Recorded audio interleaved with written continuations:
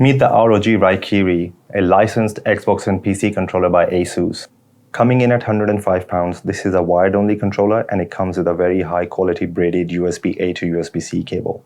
Looks and feel very much like the standard series controller, but it's a lot lighter, weighing only 225 grams on my scales. If you are used to the standard controller, this wouldn't be a problem at all. Of course, we have two back buttons, more on those in a bit. The back shell has textured plastics, and the triggers are much wider than the standard series controller. These things do help a lot with the in-hand feel. All the customization is done through the Armory crate. Unfortunately, the back button assignment also needs to be done here. The software has plenty of features, trigger dead zone settings, the ability to customize stick response curve. We can even assign a back button to change the response curve of a particular stick. Also, we have controls over the RGB lighting here. ABXY buttons are rubber membrane style, but the D-pad feels crisper. The other face buttons have a bit of a sharper response as well, so all in all feels very premium and not cheap at all.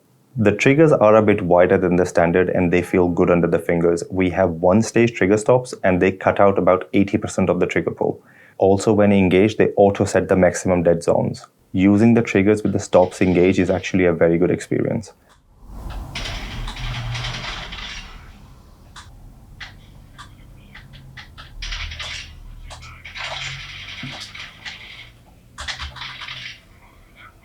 The bumpers have this dampened press feel and I do really like it a lot. It actually feels very premium.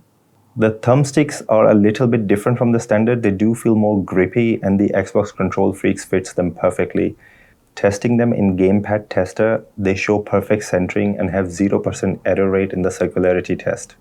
Don't know what magic Asus have done with the calibration, but I do feel this whilst gaming. Flicking and getting onto target feels superb. Even the standard response curve feels amazing.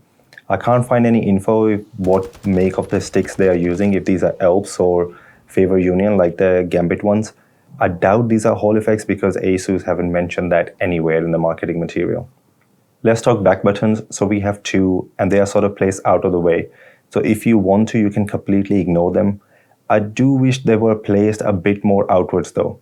They have a bit of a softer press, not a tactile one, but in practice, they work absolutely perfectly. In Battlefield 2042, I was jump shotting at every opportunity I got.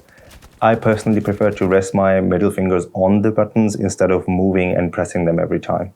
Asus have mentioned Ess Dac on board, and I can confirm this is finally a third-party controller that can match the Elite Series 2 in audio quality. I said match it, not surpass it. I tested this on PC and can hear clear differences from other controllers, but on Xbox for some reason, it just sounds like the Elite Series 2. Not better at all. Still, it can't compete with the likes of the Astro Mix M Pro TR and the Game Deck Gen 2. So negatives. If you buy this controller and like it, it's most likely you'll end up buying the Pro as well.